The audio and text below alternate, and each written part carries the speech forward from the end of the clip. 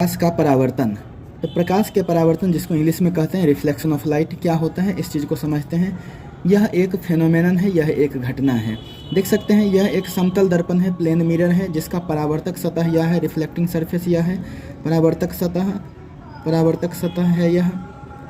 अब क्या है, अगर कोई भी प्रकाश किरण ऐसे आती है, कोई भी प्रकाश किरण इस तरह से आती है, परावर्तक सतह से टकराती है और फिर यहाँ से इधर की ओर चली जाती है, यानी जिस माध्यम से आई थी, इधर एयर है, यानी कि इधर जो है ना हवा है, वायु है, तो जिस माध्यम से आई थी उसी माध्यम में लौट करके चली जाती है, तो इसको कहते हैं समांगी माध्यम। यानी प्रकाश का परावर्तन क्या है, तो प्रकाश का परावर्तन एक घटना है। तो किसी समांगी माध्यम से चलकर किसी परावर्तक सतह से टकराकर कोई प्रकाश किरण जब फिर उसी माध्यम में लौट जाती है, तो इसी घटना को हम कहते हैं प्रकाश का परावर्तन। देखिए, जब कोई प्रकाश किरण किसी समांगी माध्यम से चलकर किसी परावर्तक सतह से टकराकर फिर उसी माध्यम में लौट आती है, तो यह घटना प्रकाश का परावर्तन कहलाती है। तो देख सकते हैं प्रकाश किरण इस माध्यम से आई, इस परावर्तक सतह से टकराई और फिर उसी माध्यम में लौट गई। अगर यह हवा माध्यम है, ठीक है ना, यह वायु है, अगर यह माध्यम, तो वायु से आई, वायु में लौट गई। तो इस घटना को कहते हैं हम लोग प्रकाश का परावर्तन कहते हैं। अब अगर हम देखना चाहें तो आप देखिए, तो यहाँ पर इसको कहते हैं हम समतल दर्पण। जो यहाँ पर हमने बना रखा है, यह क्या है, एक समतल दर्पण है।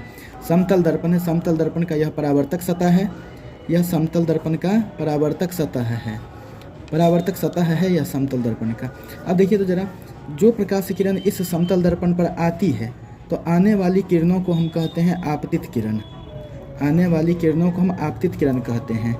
इसके बाद से परावर्तक सतह के जिस बिंदु पर यह आती है यानी टकराती है, उस बिंदु को कहते हैं हम आपतन बिंदु, उस बिंदु को कहते हैं हम आपतन बिंदु, ठीक है। और इसके बाद से यह प्रकाश किरण टकरा करके फिर उसी माध्यम में लौट जाती है, तो ये टकरा करके लौटने वाली किरण को कहते हैं हम लोग परावर्तित किरण। इसको क्या कहते हैं, परावर्तित किरण कहते हैं, ठीक। और ये जो आपतन बिंदु है, आपतन बिंदु पर अगर कोई लंब इस तरह से डाला जाए तो उसको कहते हैं हम लोग अभिलंब, इसको कहते हैं अभिलंब, इंग्लिश में इसको नॉर्मल कहते हैं।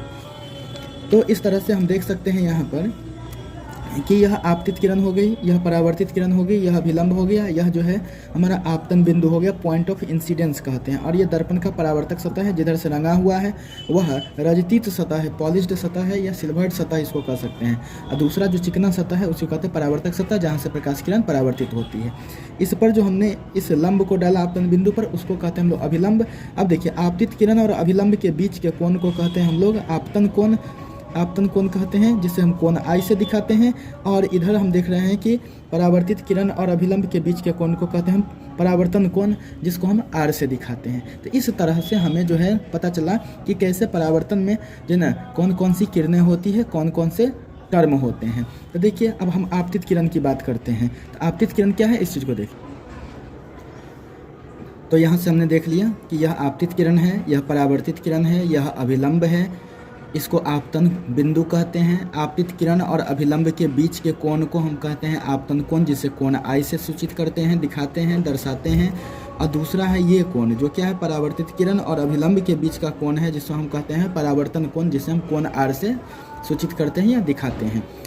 तो अब देखिए, एक एक करके डिफाइन कर लेते हैं यहाँ पर कि आपतित किरण, इंसिडेंट रे, किसको कहते हैं, तो परावर्तक सतह पर आने वाली प्रकाश किरण को हम क्या कहते हैं, आपतित किरण कहते हैं। देखिए, ये परावर्तक सतह हुआ, इस पर आने वाली प्रकाश किरण को क्या कहते हैं, आपतित किरण कहते हैं। अब है परावर्तित किरण। तो देखिए जरा सा, परावर्तित किरण क्या है, परावर्तक सतह से टकराकर जाने वाली किरण को। तो देखिए, परावर्तक सतह से टकराकर लौटने वाली किरण को क्या कहते हैं, परावर्तित किरण कहते हैं।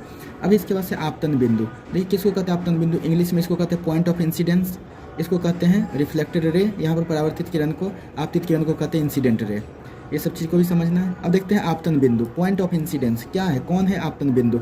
देखिए, परावर्तक सतह पर का वह बिंदु जिस पर आपतित किरण टकराती है, इसलिए लिखे हैं परावर्तक सतह के जिस बिंदु पर आपतित किरण टकराती है आपतन बिंदु कहलाती है। यानी कि जिस बिंदु पर आपतित किरण टकराती है, किसके बिंदु पर, परावर्तक सतह के बिंदु पर, उसी को कहते हैं हम लोग क्या, आपतन बिंदु।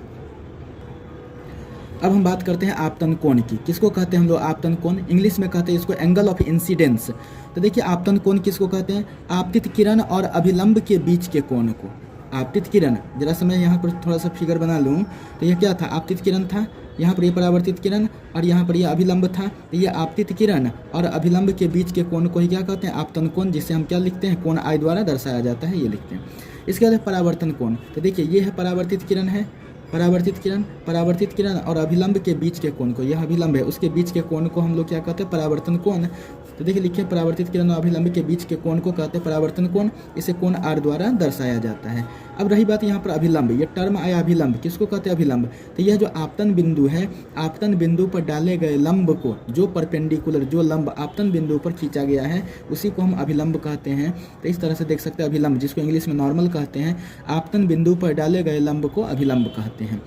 जब इतना चीज़ हम लोग समझ गए हैं तो अब है बहुत ही फेमस क्वेश्चन कि प्रकाश के परावर्तन के नियमों को लिखें। तो सबसे पहली बात कि प्रकाश के परावर्तन के कितने नियम हैं? तो प्रकाश के परावर्तन के 2 नियम हैं। इसलिए देखिए इसके आंसर में लिखें, प्रकाश के परावर्तन के 2 नियम निम्नलिखित हैं। पहला, आपतित किरण, परावर्तित किरण और आपतन बिंदु पर डाला गया लंब तीनों एक ही तल में होते हैं। एक ही तल मतलब एक ही प्लेन। जैसे देखिए आपतित किरण, परावर्तित किरण और आपतन बिंदु पर डाला गया अभिलंब क्या है? तीनों एक ही तल में है, एक ही कागज पर, देखिए ना इससे है तो एक ही समतल में है यह।